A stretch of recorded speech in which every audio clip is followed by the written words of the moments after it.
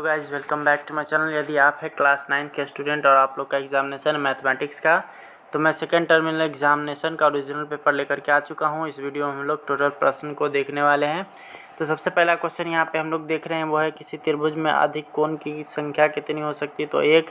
किसी त्रिभुज में समकोण की संख्या कितनी हो सकती है? तो एक। किसी त्रिभुज के कोणों का अनुपात 2:3:4 है, तो सबसे छोटा कोण क्या होगा? तो 40 डिग्री। अगला है, दो त्रिभुज सर्वाक्षम हैं, तब उसके क्षेत्रफल क्या होंगे? तो वो समान होंगे। अगला हम लोग देखेंगे तो समबाहु त्रिभुज के प्रत्येक कोण की माप क्या होगी? तो 60 डिग्री। अगला है, किसी त्रिभुज के दो भुजाओं का अंतर और तीसरी भुजा में क्या संबंध होगा? तो वो आपस में छोटे होंगे। ठीक है, किसी त्रिभुज में अधिक से अधिक हो सकते हैं तो एक समकोण। अगला है, वह चतुर्भुज जिसकी चारों भुजाएं समान होती है किंतु एक कोण समकोण न हो तो क्या कहलाएगा? तो वो चतुर्भुज कहलाएगा। अगला है, यहाँ पर यदि समांतर चतुर्भुज की सभी भुजाएं बराबर हो तथा एक कोण समकोण हो तो आकृति को क्या कहेंगे? तो उसको कहेंगे हम लोग ऑप्शन नंबर डी यानी विषमकोण समचतुर्भुज। अगला है, -2, -3 किस चतुर्थांश में है? तो ये हो जाएगा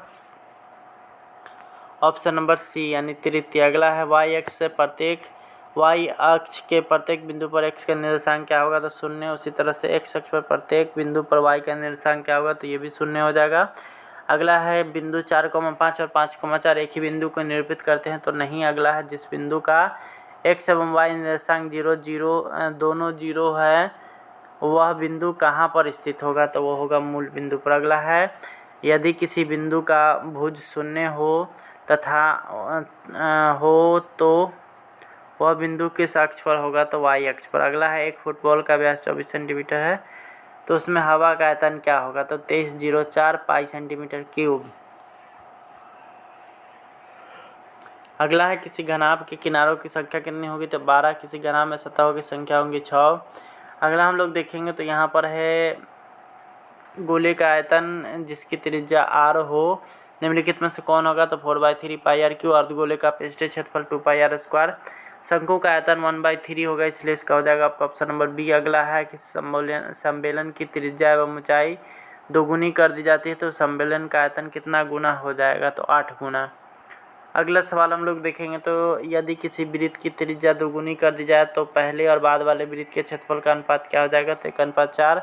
अगर किसी घन की भुजा दोगुनी कर दी जाए तो मूल घन और परिणामी घन के आयतन का अनुपात क्या होगा? तो 1:8।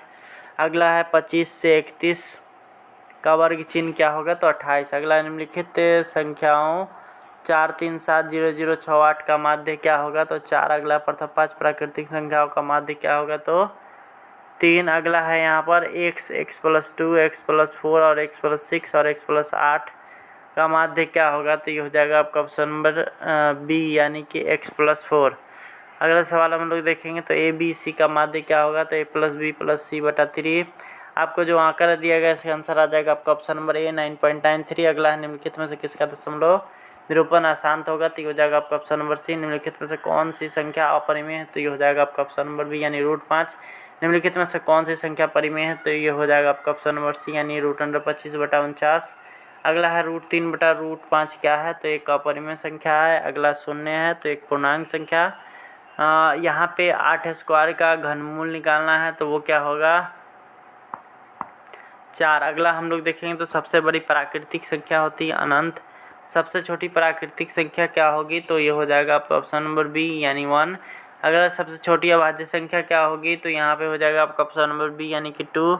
अगला है, यहाँ पर निम्नलिखित में से कौन सही है? तो यहाँ पे है, इसका जो सही हो जाएगा वो होगा आपका option number A x² + 3x।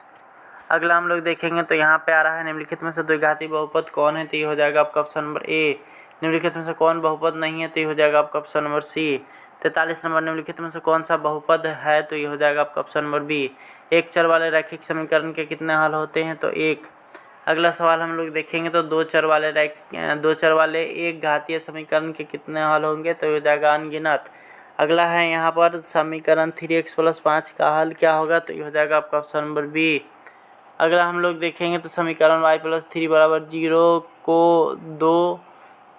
को दो चरों x और y में व्यक्त किया जा सकता है। x का गुणांक क्या हो जाएगा? तो 0। अगला है, 3, 0, 0, 3 और 2, -1। रैखिक समीकरण के 3 हल है, तो इसमें से आपको जितना भी दिया गया है समीकरण वो सारा गलत है। ठीक है, अगला है मूल बिंदु का निर्देशांक क्या होगा, तो ये हो जाएगा आपका ऑप्शन नंबर सी यानी कि 0 0। अगला है x बराबर a का आलेख y अक्ष के समांतर एक सरल रेखा में होगा। अगला है यदि बिंदु 3,4 समीकरण 3y + 9x + 7 के आलेख पर स्थित हो तो a का मान क्या होगा, तो इसमें आपका सब ऑप्शन गलत है।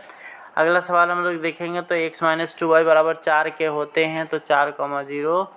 अगला हम लोग देखेंगे तो अगला सवाल है x अक्ष का समीकरण y बराबर 0 एवं y अक्ष का समीकरण होगा, तो ये हो जाएगा आपका ऑप्शन नंबर बी। अगला है y - x बराबर 4 का हल होगा, तो 4,8 यानी हाँ। अगला 3,0 कहाँ स्थित है, तो x अक्ष पर। अगला है दो समांतर चतुर्भुज समान आधार तथा एक ही समांतर भुजाओं के बीच है, उनके क्षेत्रफल का अनुपात क्या होगा, तो हो जाएगा आपका ऑप्शन नंबर सी यानी 1:1। अगला है रैखिक समीकरण युग्म के कोणों का योग क्या होता है, तो 180 डिग्री। अगला है एक बिंदु से होकर कितनी रेखाएं खींची जा सकती है, तो अनगिनत। अगला हम लोग देखेंगे तो समचतुर्भुज के क्षेत्रफल उनके विकर्णों के गुणनफल का आधा होता है। अगला हम लोग देखेंगे किसी त्रिभुज के ए बी बराबर ए सी हो तो क्या होगा, तो ये हो जाएगा आपका ऑप्शन नंबर सी यानी कि समद्विबाहु त्रिभुज। इस तरह से हमारा यह वीडियो यहाँ पे समाप्त होता है। तब तक के लिए धन्यवाद, मिलेंगे नेक्स्ट वीडियो में, बाय बाय।